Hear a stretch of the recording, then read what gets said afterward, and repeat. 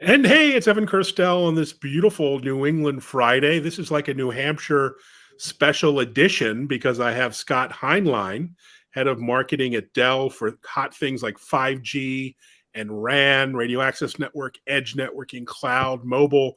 So you were in an exciting role, Scott, at Dell. Do tell us more about yourself and what you do. Yeah, so first off, thank you, Evan, for having me on. This is great. Really My happy pleasure. to be here. So yeah, at Dell, I've been with Dell for a couple of years now, and it's been a great experience so far. My primary responsibility is leading up our marketing for what we call our TSB or Telecom Systems business for radio access network or RAN. And so there's a lot that goes into that, a lot that we're doing with partners that I can talk about and so forth, but that's my primary responsibilities here. Well, yeah, I'd love to dive into the business stuff, but let me first ask you about yourself. Looking into your background, you've been around the block, which is to say you're an old guy like myself. You were at Affirmed, you were at Ruckus, Brocade, Juniper Networks, so very storied companies in our space. So what do you think about where we are in the mobile industry today? I think it's the most exciting time, certainly in my adult lifetime. You know, what gets out of bed in the morning at Dell? Yeah, I think so. For us, we're at this inflection point with 5G, and a lot of people, 5G just they kind of think about it maybe as another G. We've been through 1, 2, 3, 4G, and what's different and unique about 5G that is really exciting for the industry as a whole is, yeah, it's gonna have maybe some impact from a consumer standpoint. So for like you and I looking at our phone, we may see a little bit of speed increase and so forth. But where the big impact of 5G is it's going to open up a whole new world of opportunities in the enterprise space. And in that, so 5G is different in that, yeah, it's a boost in speeds, but it also provides a couple of other key functionalities, and that's ultra low latency. So the ability for the network to react really quick, which enables a whole new set of applications that need fast response times. And then also massive machine to machine type communication. So this is where we get into machines being able to talk to each other and so forth. So, a lot of the classic example of that's, autonomous cars. So that's what 5G is going to enable. So it's a whole new industry that 5G is enabling. And that's really where Dell is primarily focused on is really, or at least from a telecom systems business is focused on, is really enabling and helping our customers to enable 5G, enable these new 5G services in with their enterprise customers. Yeah, the enterprise is a vast, untapped market. And, we're in the midst of the first, let's say, few innings of 5G deployment. And now we have this exciting thing called OpenRAN, which I think you at Dell have described as an open road, playing on the open source, open standard analogy. So you really are doubling down on OpenRAN at Dell. You have a ton of announcements and partners. Why is OpenRAN so exciting, and why is it really kind of the opportune time as well for OpenRAN?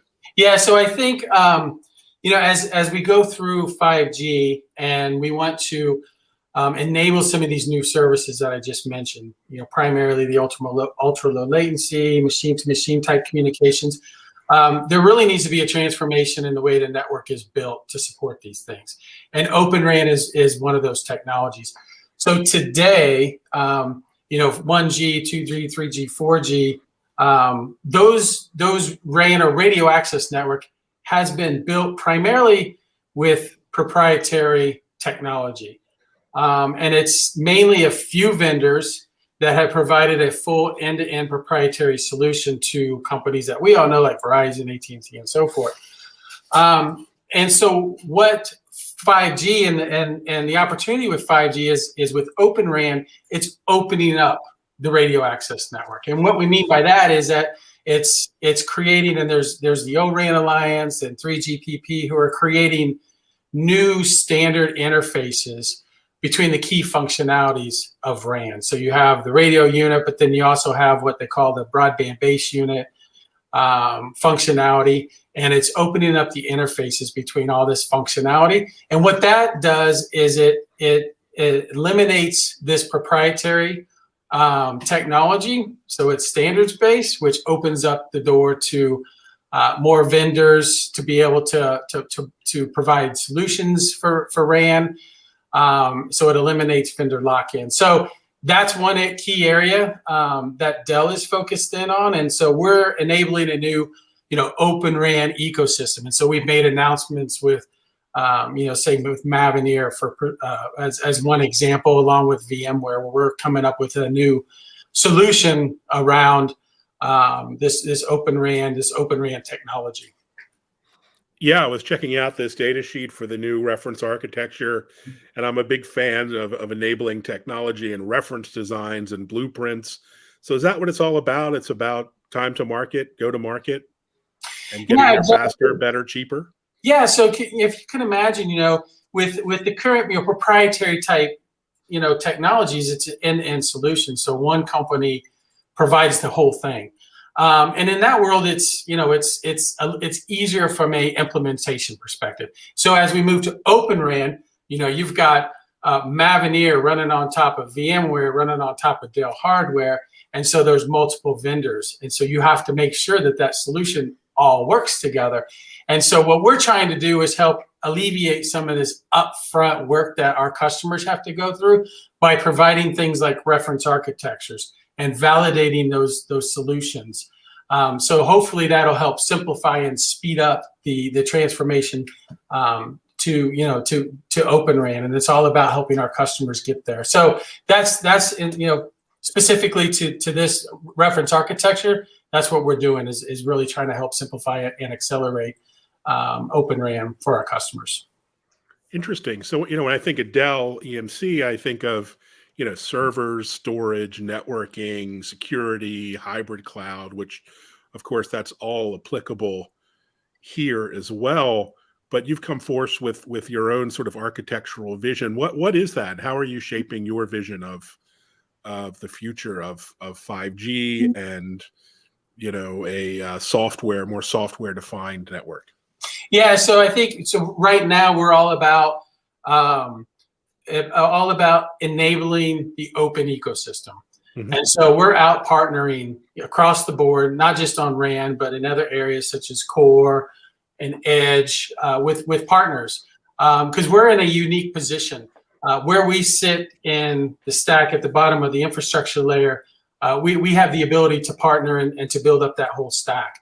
And so that's what we're doing. So we're bringing the open ecosystem, because when we look at 5G, it is a open standards-based architecture. And so the only way to do that is to work with other providers, create validated solutions, and so forth. So our whole vision is just enabling that ecosystem. And so that's what we're focused on right now. That's great. And I noticed a lot of your marketing messaging is around integration and trust, working with a company like Dell, very trusted, storied company. Yeah. And that's easy to say when it comes to marketing, but I suspect there's a lot behind that at Dell. You've worked with carriers for decades, right, in different capacities.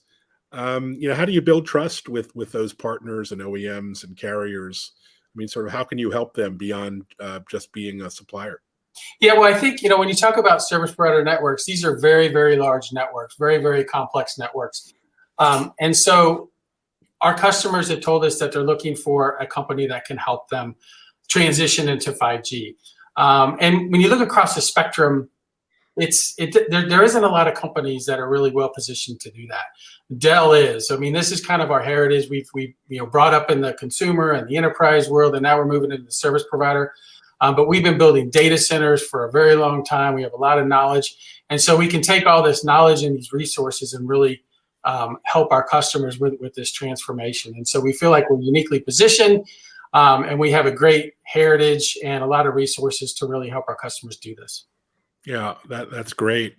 So you're working from home, obviously. Any plans to get back into the lab or an office, or are you still in a distributed workplace like many of your colleagues? So Dell is a great environment to work at. They have a work from anywhere attitude, work from wherever you're at. That's awesome. And I think so I was remote pre-pandemic. So Oh, there you go. Life has not changed. no, it hasn't for me because I've been for the most part I've worked remote for the last 20 years, and so I'm very unique. Used to working remote, so it didn't really impact me from that aspect. But Dell in general, is very, very flexible. I mean, that's what Dell's been built on. And so you have, a lot of my colleagues were in the office pre-pandemic, and now they've kind of got this, hey, this remote working is pretty nice. So they're either, doing a hybrid thing, or they'll be 100% remote. But Dell's kind of allowing, people to kind of decide that upon themselves. If they're able to work remote, then work remote. That's fantastic. Yeah. I saw some of your colleagues, Jillian Kaplan, hey there, probably is watching. We're out at Mobile World Congress in LA the other week.